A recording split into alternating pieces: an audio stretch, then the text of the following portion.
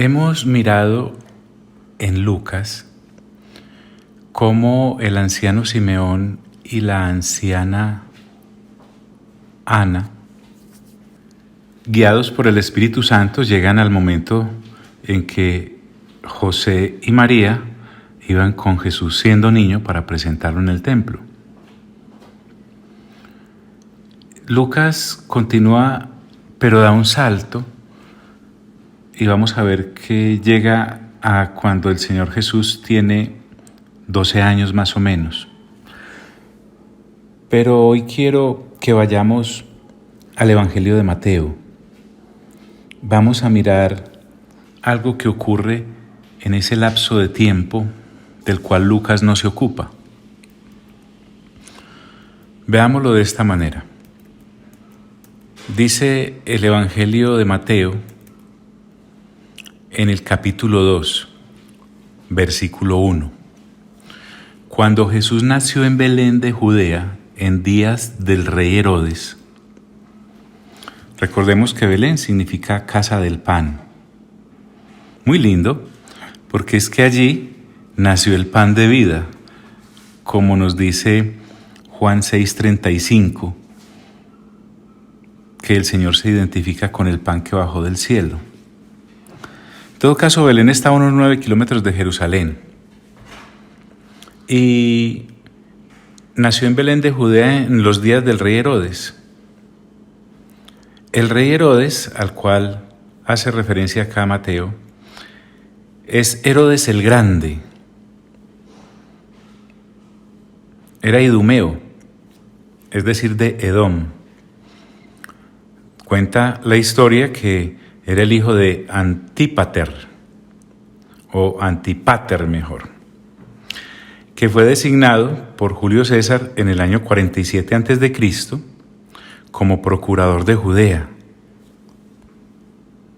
Los idumeos fueron obligados a circuncidarse por Hircano, el emperador babilónico de su época, en el año 125 a.C., y entonces eso los hizo nominalmente judíos. Por eso vamos a ver que Herodes en cierta manera tenía cercanía con los judíos. Sin embargo, nada que ver. El tipo era pagano hasta la médula. Alguien dijo acerca de Herodes: la religión de Herodes, en el mejor de los casos, es tan profunda como su epidermis.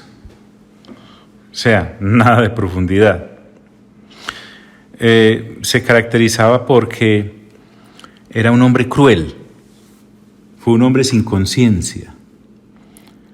Roma le concedió a él el título de rey de los judíos. Por eso vamos a ver el susto que se pega cuando llegan a adorarle los visitantes del Oriente.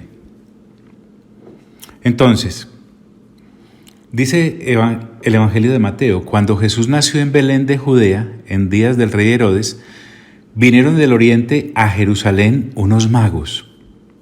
Sí. Atkinson, un historiador, dice que probablemente vendrían de Mesopotamia. Así que desde ya vamos pensando nosotros que los gentiles están incluidos en el plan de adoración por el nacimiento de el que el mismo Israel estaba esperando. Es decir, la gran noticia del cielo también fue celebrada por los gentiles. Y el viaje que se dan, si es así, que vienen desde Mesopotamia, para llegar a Jerusalén, no fue un viaje corto. No estamos hablando de 2 días, 3 días, 1 semana o 2 semanas, ni de un mes. Estamos hablando de muchos meses para llegar a este destino. Magos, como se dice acá, es referido a una casta sacerdotal de los persas y de los babilonios, como lo podemos constatar por allá en el libro de Daniel, en el capítulo 2, por ejemplo. Pero aquí en Mateo se usa para hombres honorables de esa religión oriental. La palabra magos a nosotros nos puede confundir en nuestro contexto latino. En cierta ocasión, hablando con una creyente muy querida, ella hacía referencia a los magos que vinieron precisamente a adorar, y yo le dije, no, magos no, ¿cómo va a mencionar magos la Biblia? Y me tuve que tragar mis palabras cuando me llevó en la versión Reina Valera a este capítulo 2, versículo 1, que efectivamente Mateo, en la versión Reina Valera, los trata como a magos, pero no magos pues de esos prestidigitadores que hacen desaparecer cosas o se dedican a esos trucos. No, no, no. Aquí estamos hablando de casta sacerdotal. Entonces mi Márgara me hizo caer en cuenta de eso. Son magos de renombre, de prestigio en su respectiva religión. Vinieron del oriente a Jerusalén unos magos diciendo, ¿dónde está el rey de los judíos que ha nacido? Interesante, alguna pista tenían del aviso de este nacimiento, porque ellos no iban a llegar así como así. El caso es que llegaron a la capital diciendo, ¿dónde está el rey de los judíos que ha nacido? Porque su estrella hemos visto en el oriente. Interesante, aunque todas las estrellas son de Dios, esta en especial los guiaba. Estamos hablando de uno de los astros. Ya en Números 24:17, la Escritura nos venía avisando. Dice, saldrá estrella de Jacob. Interesante. Entonces, estos magos constatan de que la han visto. Es decir, la vieron, no fue un mago, no fueron dos, la Escritura realmente no nos dice cuántos eran, pero en todo caso varios despiertos de esta región oriental ven la estrella. Entonces, fueron sobrenaturalmente guiados por la misma naturaleza. Al fin y al cabo, los cielos cuentan la gloria del Señor. Porque su estrella hemos visto en el oriente y venimos a adorarle. Impresionante. Qué claridad la de esta gente, aún en medio de la oscuridad en que los paganos, como ya vimos en el Evangelio de Lucas vez pasada, vivían. Y venimos a adorarle. Hasta ahí todo va muy bien. Sin embargo, dice Mateo, oyendo esto, el rey Herodes se turbó. Claro, sintió amenazado su trono. Recuerda que ya vimos que a él se le había concedido el título de ser el rey de los judíos. Así que llegan estos magos a decirle que vienen a adorar a este recién nacido y él sintió la turbación en el sentido de que se vio amenazado en ocupar el trono. Miren, acerca de este Herodes, cuentan los historiadores, condenó a muerte a 3 de sus hijos porque, según él, estaban deseosos de su lugar. César Augusto dijo acerca de este Herodes, oiga pues, más vale ser el cerdo de Herodes que su hijo. Haciendo un juego con las palabras cerdo e hijo, que en el original cerdo se escribe H-U-S e hijo se escribe H-U-I-O-S. Entonces el sonido era muy parecido.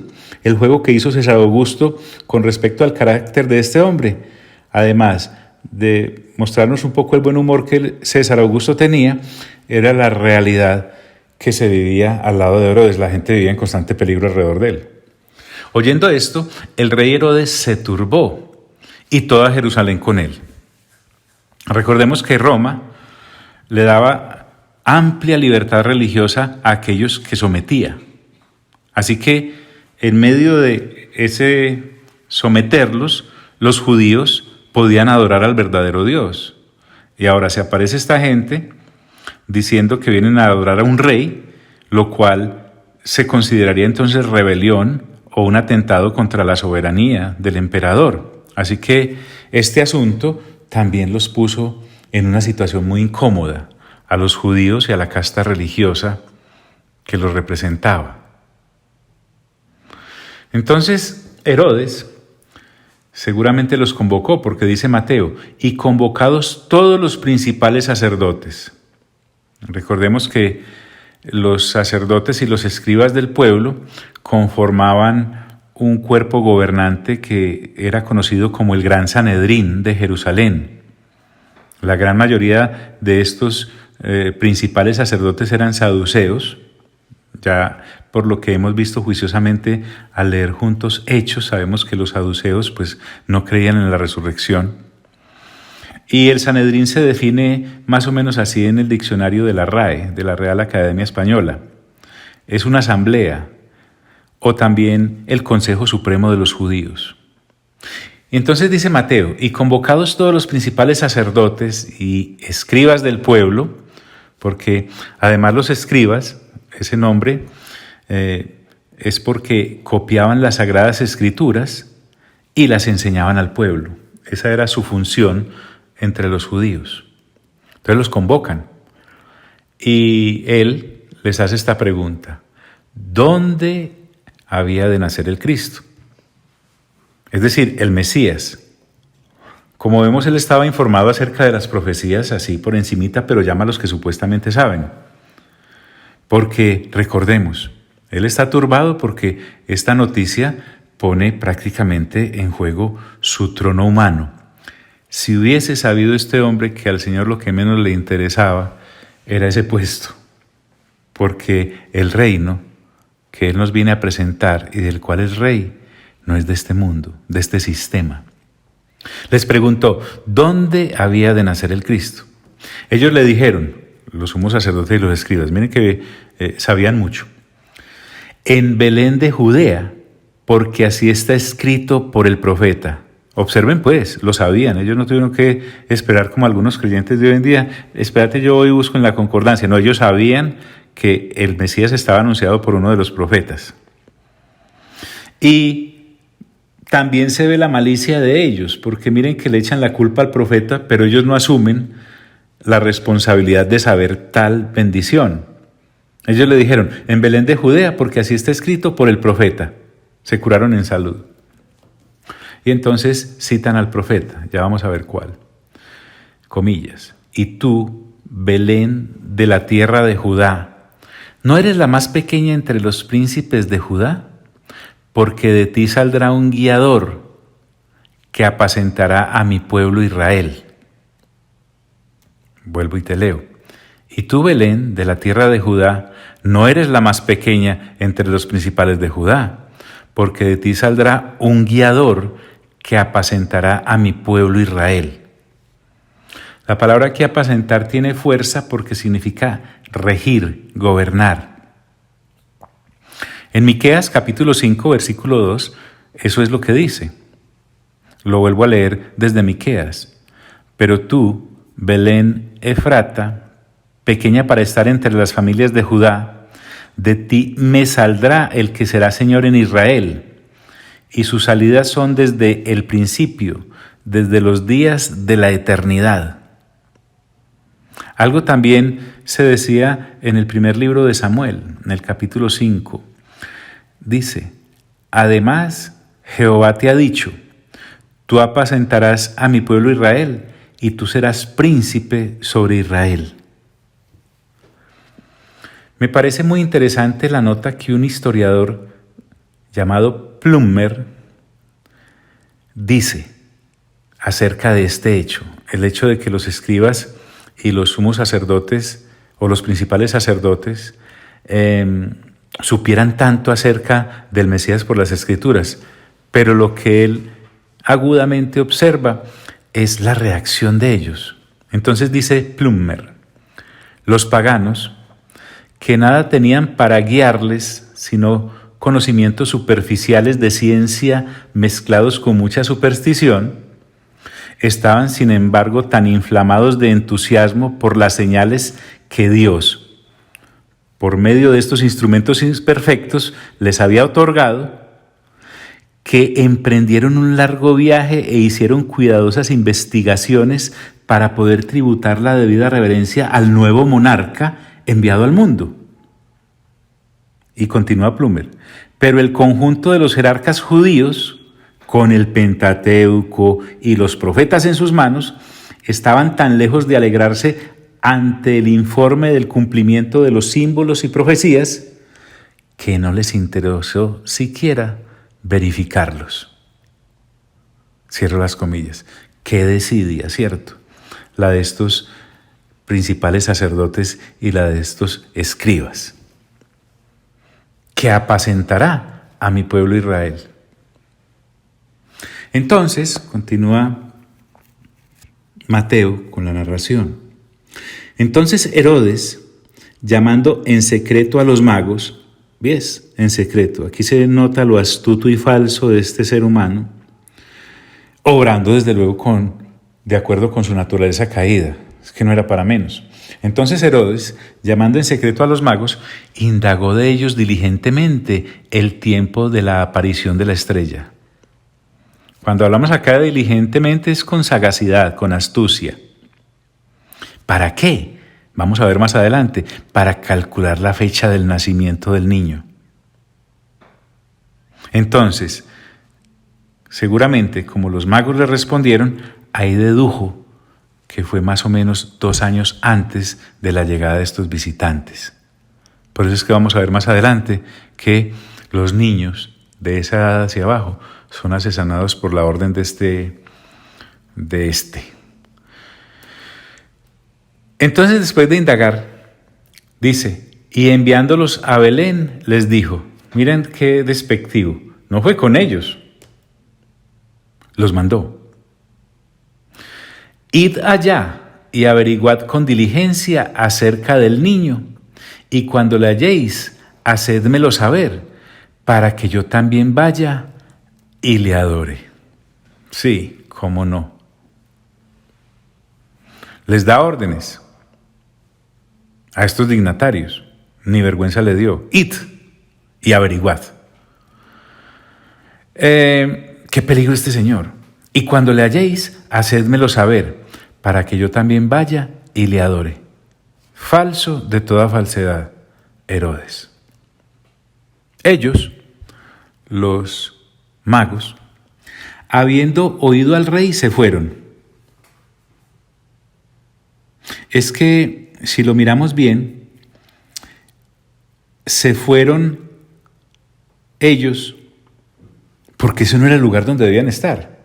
Ellos tal vez tienen toda la disculpa de no tener toda la revelación que tenían o la información que tenían los escribas y los principales sacerdotes, pues más o menos debieron haber razonado así. A ver, si es un rey que ha nacido, pues vamos precisamente a las autoridades de ese lugar, que si nosotros estamos felices de pegarnos este viaje para irlo a adorar, cuánto más si les damos la noticia.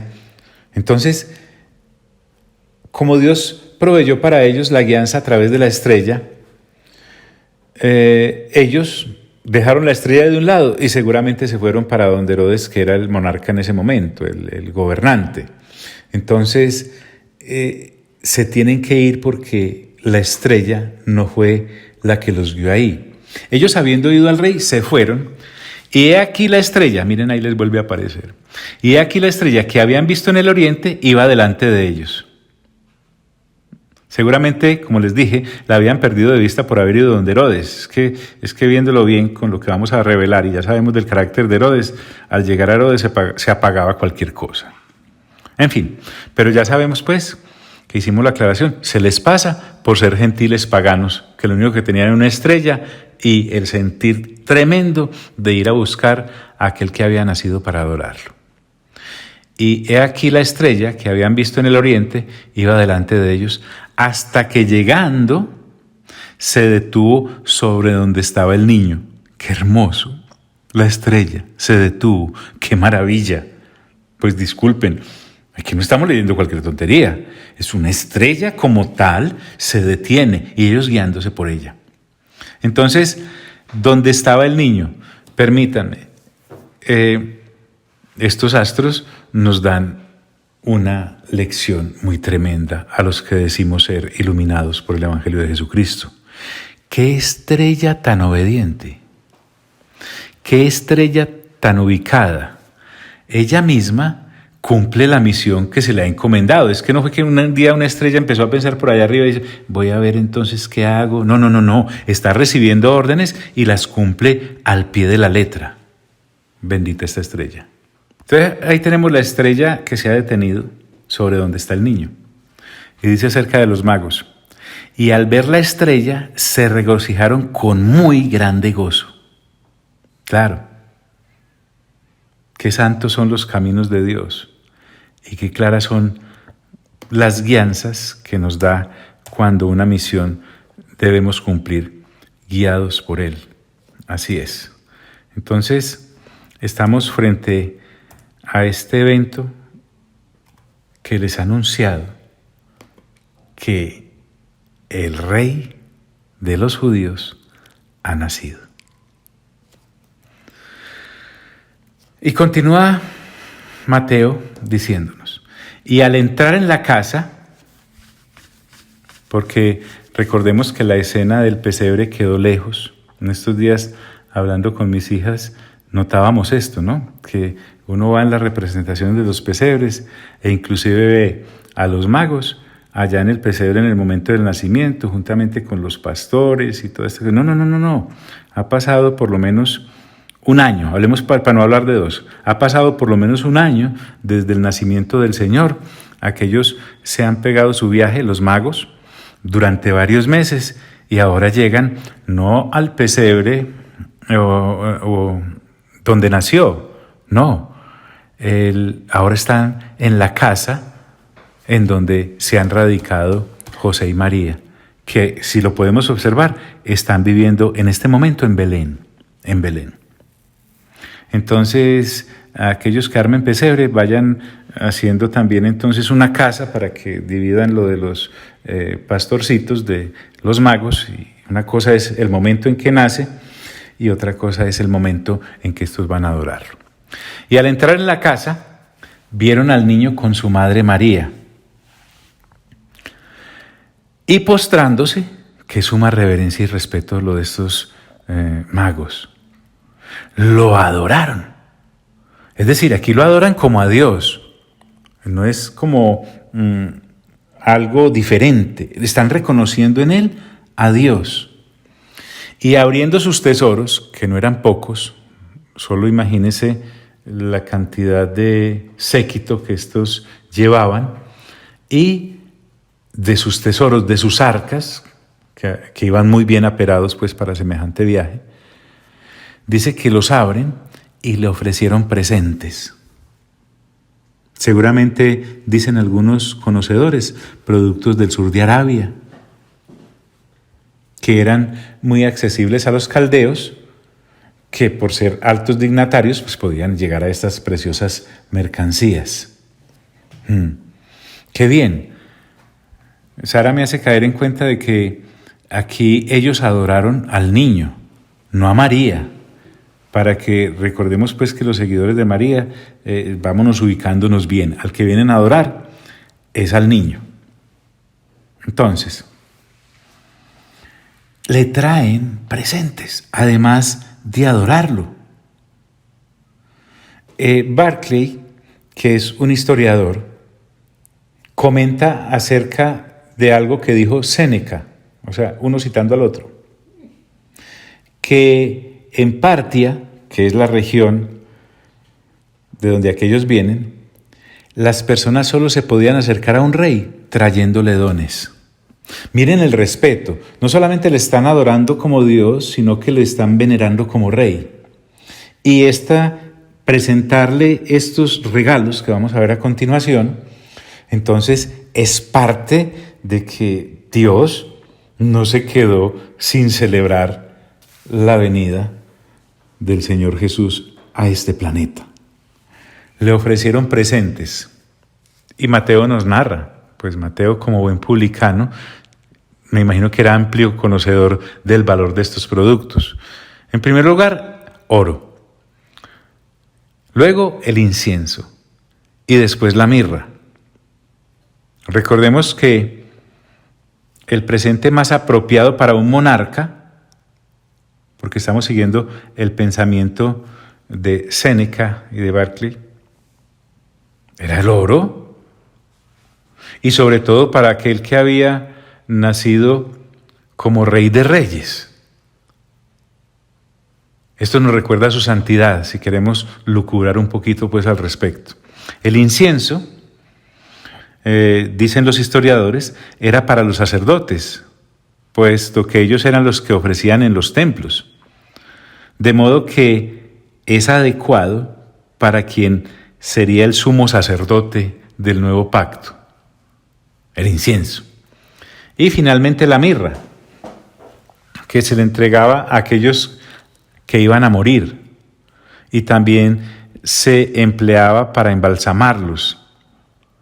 De modo que fue particularmente apto para el Hijo de Dios, que descendió con el fin de morir en la cruz. Entonces, con estos 3 dones o regalos que les llevan los magos, aquí están contándonos que Él es el verdadero Rey, con el oro, el perfecto sumo sacerdote, con el incienso, y el supremo salvador de los hombres, con la mirra. Otra aclaración, ¿sí se dieron cuenta que no se dice cuántos magos fueron? Y tampoco se les llama reyes como se celebra pues en los calendarios occidentales, pero se pasa pues, se pasa. No hay problema con eso. Tampoco se mencionan sus nombres. Así que el nombre de Melchor, Gaspar y Baltasar son extrabíblicos. Entonces no son fundamentados en las Sagradas Escrituras. Eso tampoco los hace menos reyes y menos magos. Simplemente aquí vinieron a adorar. Tal vez por el oro, el incienso y la mirra, que son 3 cosas, algunos dedujeron que entonces eran 3 magos, pero no lo dice el texto bíblico, así que nosotros salgamos de una vez de eso. Bueno, este acto, que es supremamente hermoso, lo que nos acaba de escribir el Evangelio de Mateo, terminó. Entonces ellos tienen que devolverse. Cuando se iban a devolver, miren lo que dice Mateo en el versículo 12 del capítulo 2. Pero siendo avisados por revelación en sueños de que no volviesen a Herodes, regresaron a su tierra por otro camino. Dios los volvió a instruir. Mira, una estrella los llevó y ahora en sueños se les dan nuevas indicaciones. ¿Y saben qué? Los obedecieron también. Regresaron a su tierra por otro camino, es decir, al oriente. Y hasta aquí llegó el asunto con estos magos. Desaparecen del rastro bíblico. Pero Mateo es específico y dice, después que partieron ellos, porque estos ya han cumplido su comisión de ir a adorar al rey de los judíos, pero la función en la casa de José continúa. Mira lo que dice la Escritura. Después que partieron ellos, he aquí un ángel del Señor apareció en sueños a José y le dijo, pues, ahora estamos hablando de un ángel del Señor. Mira que Dios todo lo tiene a su servicio, estrellas, magos, ángeles. Y aquí vemos la creación angelical al servicio de Dios. Y se le aparece en sueños a la usanza para José. Recuerden que también ocurrió así, cuando se quedó dormido y un ángel le explicó que recibiera a María, que no había ningún problema porque lo que en su vientre había del Espíritu Santo era. Y se le apareció en sueño no para asustarle, sino para hablarle. Y miren lo que este ángel le dice. Está soñando, no olvide eso.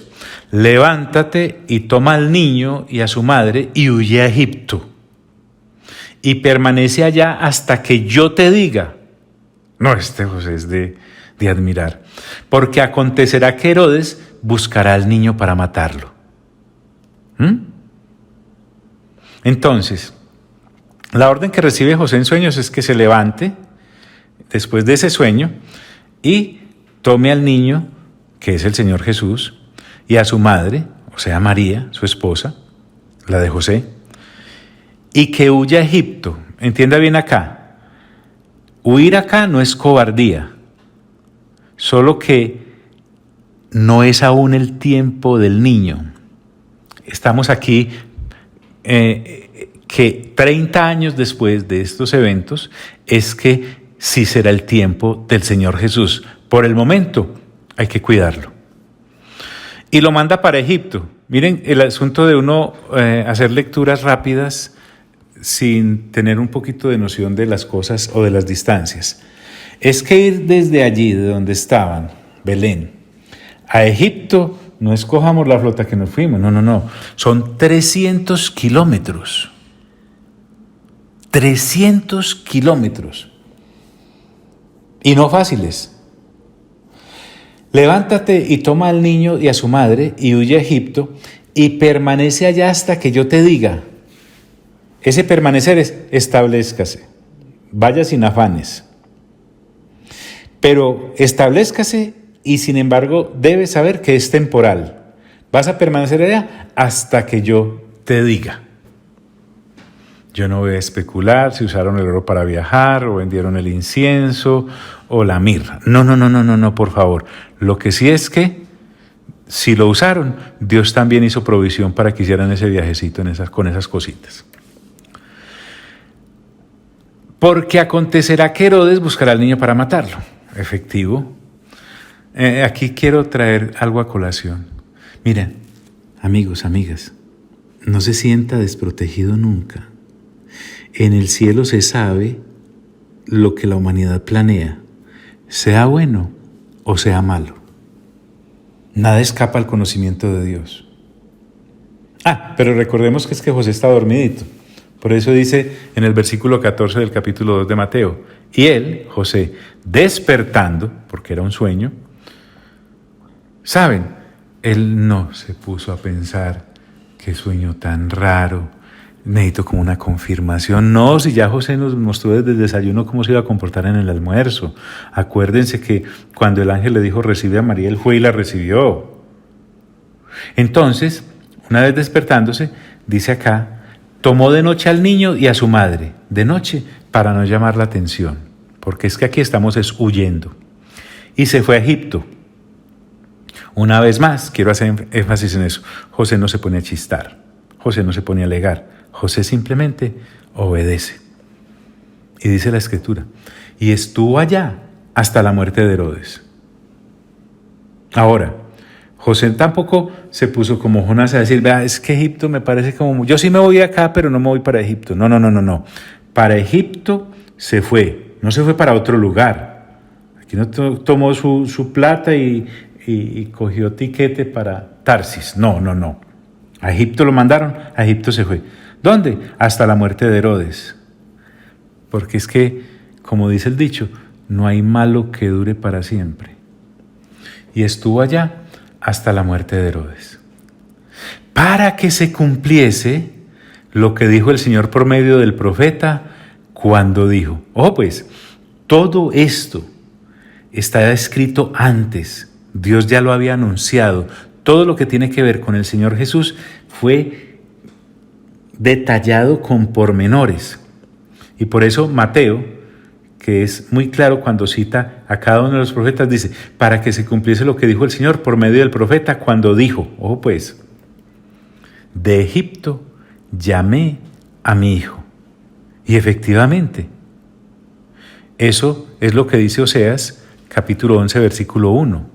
Textual dice, cuando Israel era muchacho, yo lo amé, y de Egipto llamé a mi hijo.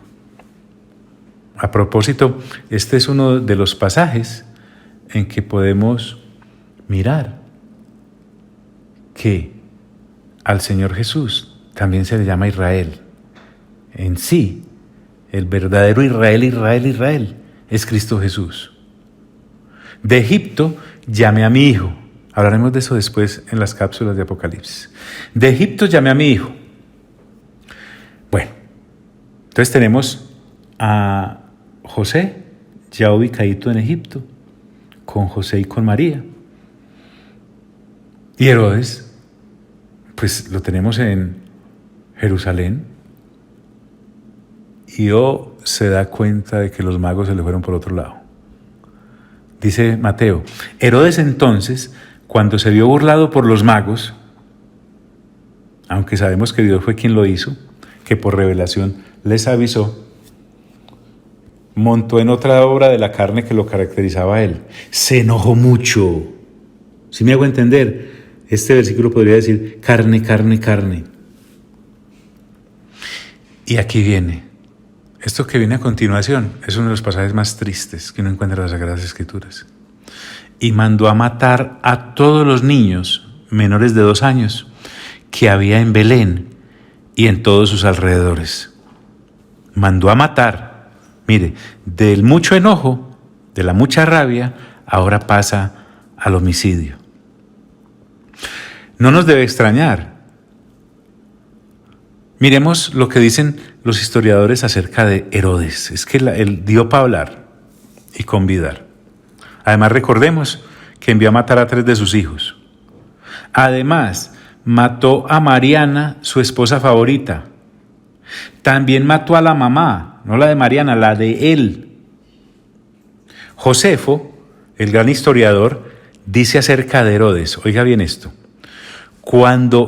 comillas, cuando Herodes se dio cuenta de que se estaba muriendo, mandó a llamar a todos los principales hombres de la nación judía para que se allegaran a Jericó a verlo, so pena de muerte por desobediencia.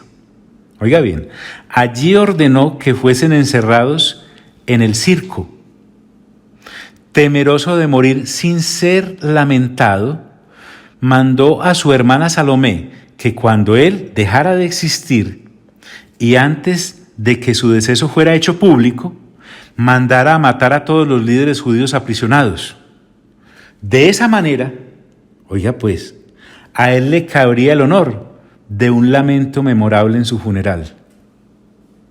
Cierro las comillas. De esa clase de individuo estábamos hablando. Bueno, cada uno dará cuentas ante Dios en su momento. Pero el hecho acá, volviendo a la escritura, en Mateo, es que mandó a matar a todos los niños menores de 2 años que había en Belén y en todos sus alrededores. Ay Dios, ¿sabe qué? Y le obedecieron. Los menores de 2 años, porque por eso fue que le indagó a los magos más o menos la fecha en que había aparecido la estrella. Y no solamente en Belén, sino en sus alrededores, sin palabras. Con razón, nuestro buen Padre Celestial envía a José a Egipto, a 300 kilómetros de distancia. Y mandó a matar a todos los niños menores de 2 años que había en Belén y en todos sus alrededores, conforme al tiempo que había inquirido de los magos. ¿Se dan cuenta de la malicia? Y lo que yo mencioné de por qué aquellos se fueron para donde Herodes, realmente estaba dando también paso al cumplimiento de una profecía. Por eso dice la Escritura en Mateo 2:17, entonces se cumplió lo que fue dicho por el profeta Jeremías cuando dijo, recuerden, todo lo de Jesús estaba escrito. ¿Qué dijo ese profeta? Dice, voz fue oída en Ramá, grande lamentación, lloro y gemido, Raquel que llora a sus hijos y no quiso ser consolada porque perecieron. Cuando dice voz fue oída, es porque la noticia se propagó. Y me dice que fue oída en Ramá.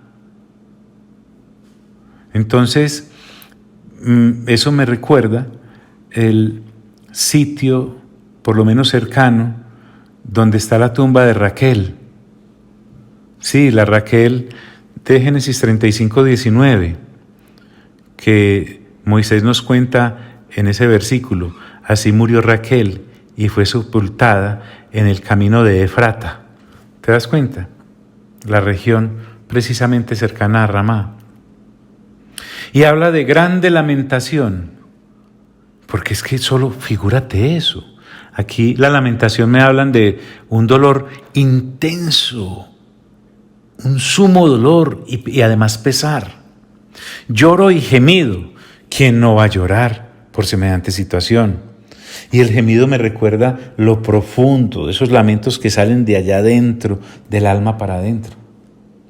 Entonces, aquí la Escritura me está recordando que todo acerca del Señor Jesús, hasta este evento lamentable, estaba escrito.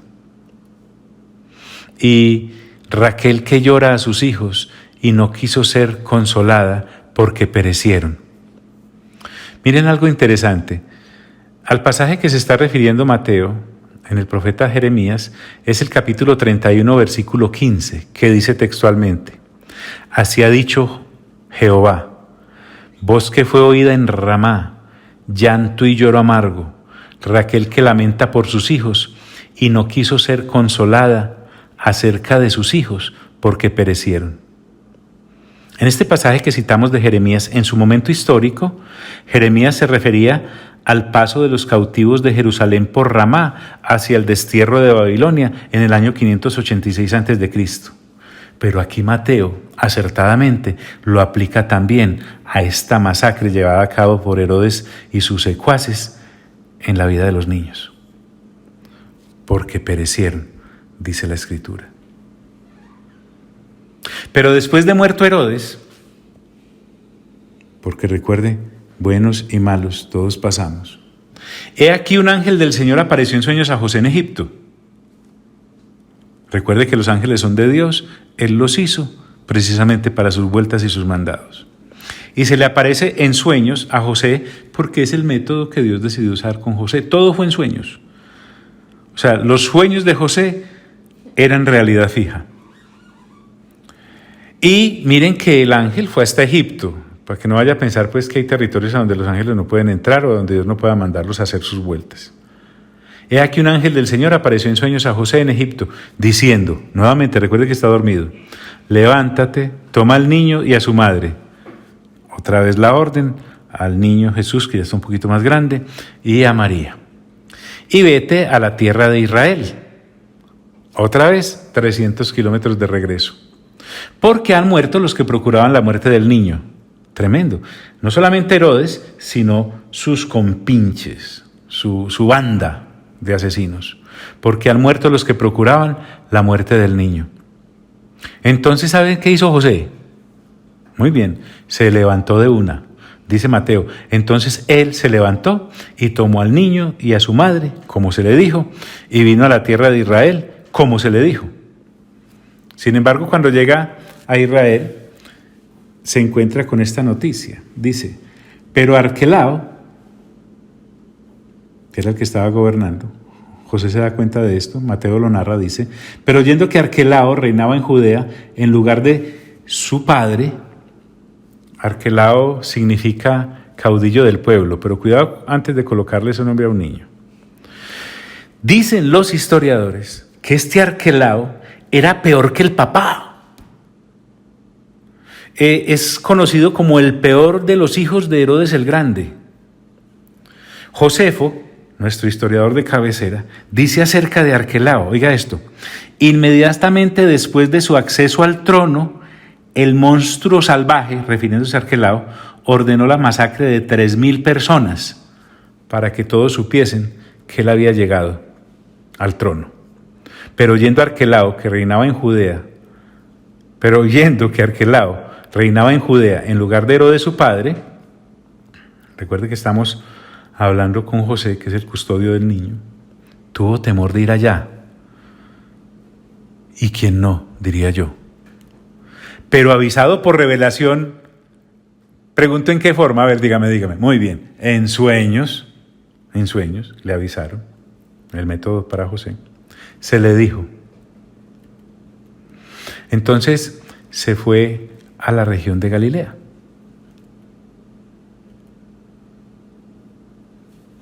Donde estaba gobernando, ¿sabe quién? Herodes Antipas, otro hijo de Herodes el Grande, solo que este no era tan sanguinario como aquel Arquelao, ni era tan cruel.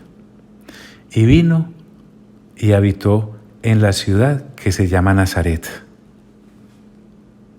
Qué hermoso eso. Entonces aquí ya, por eso fui guiado por el Espíritu Santo para incrustar este pasaje de Mateo acá en el Evangelio de Lucas, para que tengamos de una vez este recuento histórico que el Espíritu Santo nos deja tener. Ya cuando estemos renovando entendimiento con el Evangelio de Mateo, pues volveremos al asunto, pero siempre faltan capítulos para llegar allá. ¿Qué era Nazaret? Era una ciudad pequeñísima, sin ninguna notoriedad. Es más, lectores juiciosos del Antiguo Testamento dicen que ni se menciona en el Antiguo Testamento. Historiadores como Josefo ni la mencionan. Ni el Talmud de los judíos. Con razón, en Juan 1:46 aquel discípulo dijo, ¿de Nazaret puede salir algo de bueno? ¿Recuerdan? Bueno, ese era Nazaret. Lindo nuestro buen Dios. Y vino y habitó en la ciudad que se llama Nazaret para que se cumpliese lo que fue dicho por los profetas, que había de ser llamado Nazareno. Entonces, vamos a dejar por el momento ahí. Luego, en la próxima, tornaremos al Evangelio de Lucas.